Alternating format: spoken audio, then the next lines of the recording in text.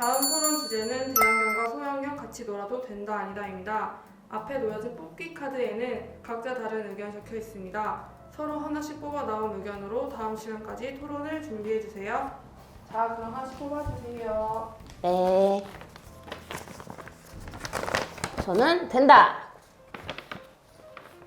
전 아니다. 네. 왜요? 자신 없나 본데요, 또? 저 그거 하면 안 돼요? 안 돼요. 치치와 도보가 되게 잘 놀거든요.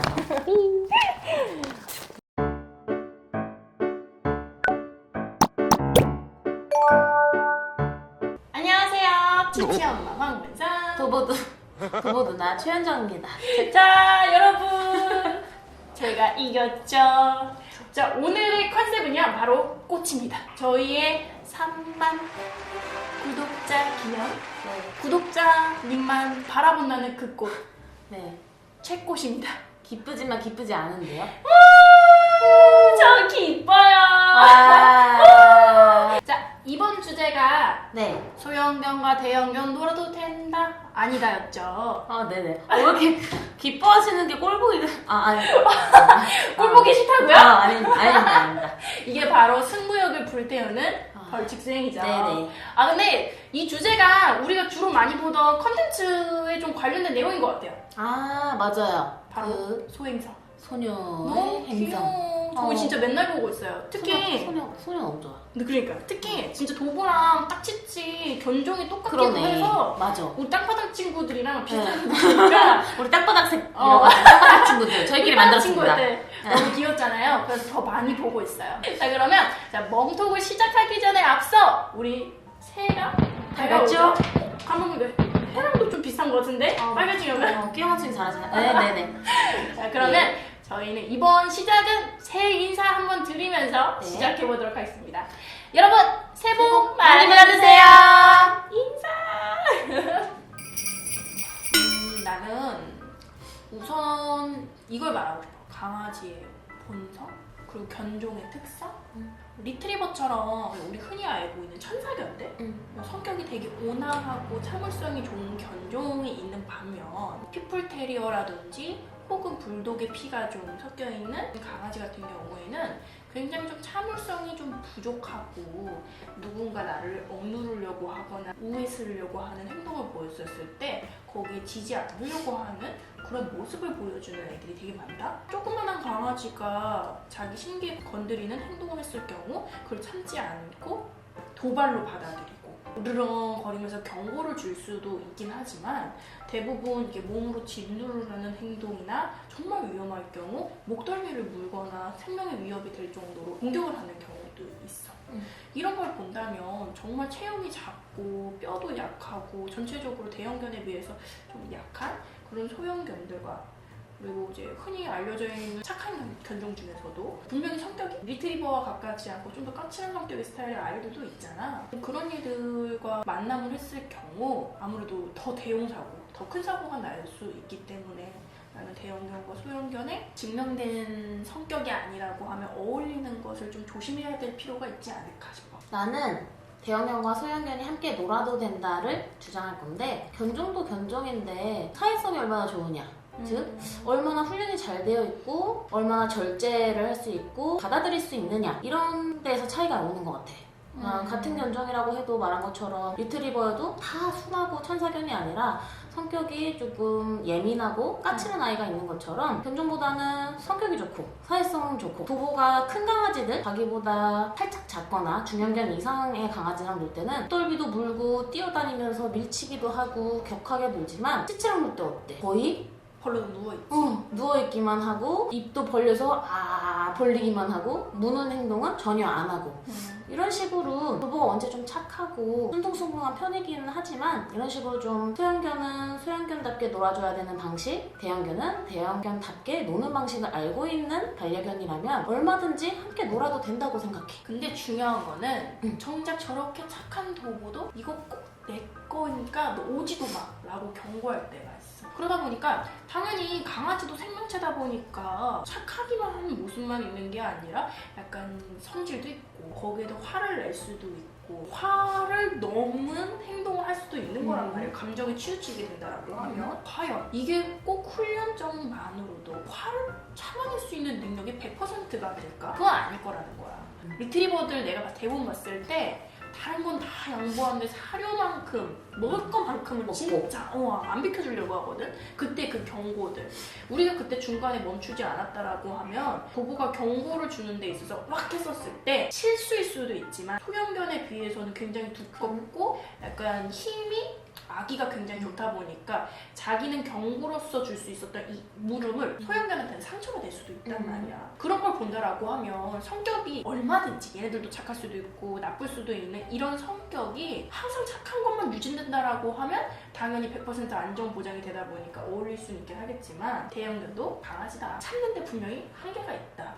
이런 걸 본다면 이왕이면 그냥 소형견끼리 놀게 하고 뭐 소형견이랑 좀 체구가 비슷한 중형견 내에서도 좀 보더콜리 정도 사이즈가 나오는 그런 그 이상으로는 무리가 있지 않을까. 상처를 입을 수 있는 확률이 높지 않을까. 높지 않을까. 싶어. 오케이. 근데 이런 경우도 있어. 공격적이고 혹시 모를 상황 때문에 그 상황을 피하는 보호자분도 있지만 산책을 나갈 때 보잖아? 그러면 도보의 크기만 보고 바로 소형견 강아지를 안아버리거나 아니면은 이만큼 피해가거나 하는 보호자분들이 있는데 맞아. 이런 보호자님의 태도가 나는 강아지한테 직접적으로 영향이 간다고 생각해. 알잖아. 보호자가 얼마나 담담하고 무덤덤하게 대처하느냐에 따라서 강아지도 받아들이는 게 달라진다는 거. 막 놀라셔가지고 바로 안고 후다닥 뛰어들어가면 강아지는 생각하기 어때?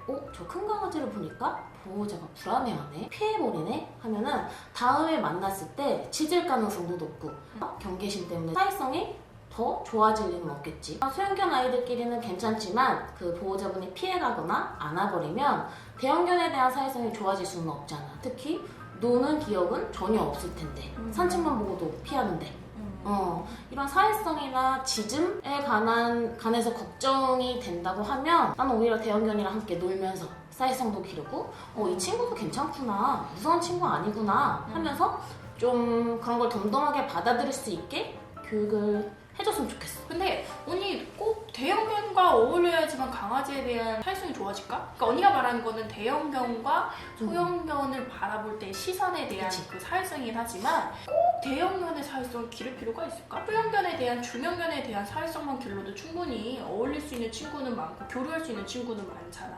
그럼 내가 봤을 때는 굳이 그럴 필요까지는 없을 거다. 차라리 안전 요소가 좀 더 많은 중형견, 소형견까지만 만나면서 교류 활동을 해도 그리고 얘네들이 짖는 거라는 거는 어쨌든 무서워서 그럴 수도 있고 두려워서 그럴 수도 있는 건데 이런 거는 어떻게 보면 하나의 감정 표현이기 때문에 이해해줄 수 있다라고 생각해. 내가 일하는 곳에서 발생했던 사건이야. 보호자가 얘기를 해준 거야. 무슨 일이 있었냐면 그 보호자가 치아와랑 리트리버를 키우고 있었어. 평상시에 둘이 뭐 그냥 치아가 워낙 까칠한 성품도 있어서 이거 내 거야 하면서 과시하는 행동도 그냥 그럭저럭 그냥 잘 지냈어. 공격을 당한 적도 없고 그냥 밥 먹을 때 리트리버들 워낙 성품이 원래 그러니까 먹을 거에 대한 집착이 많으니까 그때만 분리만 해주면서 갔어. 강아지 나이가 1년이 지나고 2년이 지나고 이렇게 잘 지냈는데 보호자들도 안심을 했었나 봐. 장시간 좀 외출을 해야 될 일이 있어서 그 강아지들 간식과 밥을 좀 챙겨주고 외출을 했대. 근데 집에 돌아왔는데 피투성이 치아 아기가 바로 응급실로 갔는데 과다출혈로 거의 진짜 생사의 고비를 넘겼고 근데 그 보호자가 정말 강아지를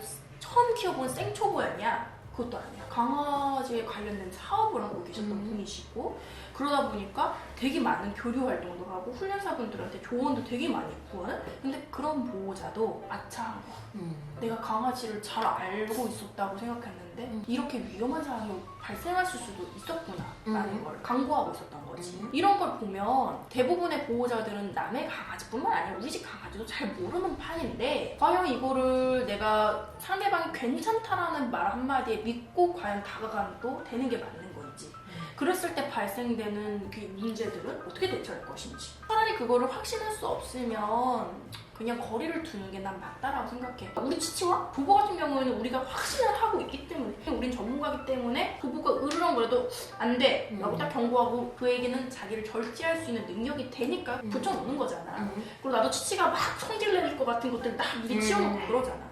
그러니까 대처를 잘할 수 있는 우리들은 괜찮지만 그 능력이 안 되는 보호자들은 대형견과 소형견 어울리게 하는 부분이 매우 위험할 수 있다라고 생각해. 그래서 나는 아예 안 되는 것보다는 이 아이는 조심하는 게 가장 좋다라는 거지. 그 치와와랑 리트리버 집은 보호자분이 없는 상황이니까 조금 예의가 달라지긴 하는데 정말 예측 불가하고 그리고 강아지 성향을 파악하기가 힘들긴 해. 보호자분이 있는 상황과 없는 상황, 뭐 산책할 때나 반려견 운동장에서 냄새 맡고 인사하는 정도, 보호자가 보고 있다는 가정 하에 놀아도 된다를 주장하는 거고, 중형견 정도까지의 사회성만 길러도 크게 문제는 없다고 했잖아. 내가 최근에 위탁훈련 받은 강아지 알지? 꼬미. 꼬미 같은 경우에는 정말 소형견 아이들한테는 한없이 너그럽고, 풀어져 있을 때 말고 산책할 때 보면은 딱 크기가 자기 몸집보다 작으면은 어느 정도 그냥 덤덤하게 받아들이고 지나가는 편이었고, 근데 자기보다 몸집이 비슷하거나 커지면 정말 극도로 흥분해서 보호자도 말리기 힘든 상태까지 돼서 위탁훈련을 맡기시게 되는데, 그런 거 보면은 어느 정도 크기 차이에 대한 사회성은 꼭 필요하다고 봐. 그래서 대형견 꼭 놀아야 한다가 아니라 대형견 어느 정도 놀 줄 알아야 되고 사회성이 어느 정도 길러지고 나서는 뭐 굳이 안 놀아도 되겠지. 크기 많은 아이들이 알콩달콩 꽁냥꽁냥 하면서 지내도 되겠지만, 그래도 그 전에는 대형견과도 놀면서 사회성을 기르자. 그래서 대형견과 소형견은 함께 놀아도 된다를 주장할래. 자, 토론은 여기까지. 자, 우리 항상 그렸던 것처럼 네. Z가 같다라고 생각하시는 분은 댓글에 1번을 적어주시고요. 그리고 연정 언니와 같은 생각을 가지신 분은 꼭 2번을 적어주세요. 그리고 저희가 항상 상품을 나눠드리고 있죠. 저희 페이스북 딱해 고정 댓글 보시면 당첨자분 10분을 뽑아서 적어놨죠? 적어놨습니다. 네, 호흡척척이죠? 그쵸. 번호랑 이메일이랑 본인의 의견. 의견까지 적어주시면 너무 완벽한 댓글이 될 거라는 거. 다음 토론 주제는 겨울 산책 나가도 된다 안 된다입니다. 앞에 놓여진 뽑기 카드에는 각자 다른 의견이 적혀 있습니다. 서로 하나씩 뽑아 나온 의견으로 다음 시간까지 토론을 준비해 주세요. 자, 그럼 하나씩 뽑아주세요. 이거. 난 요거였지. 아니다. 이거였지. 아니다. 된다. 시치한테 적합한 내용인 것 같아. 된다. 몰라 된다. 아니 근데 일단은 겨울이라는 날씨는 사실상 우리 치치로 나가도 되는 날씨도 있고 아닌 날씨가 있다고 생각하기 때문에 기준이 좀 애매하니까 영하 한 5도. 5도? 영하 그러니까 5도는 어떤 날씨일까? 우리 그 패딩 하나 입어도 롱패딩 하나 입어도 추운 그 날씨. 그래서 언니 항상 내피까지 하나 더 입는 그 날씨. 뭐 추운 한겨울 날씨. 한판 한판 좀 애매해. 한판 너무 세고. 말했잖아 아까. 롱패딩? 잘 들어보세요. 내복 입고 요거 입고 롱패딩 하나 딱 입어놨는데 이 정도면 좀 괜찮겠다. 돌아다니는데 귀가 좀 시려워요. 그 날씨 이 정도에도 강아지가 나가도 되는지 아닌지에 대해서 저희가 토론 준비해 보도록 하겠습니다. 멍톡은 여기까지. 다음에 또 만나요.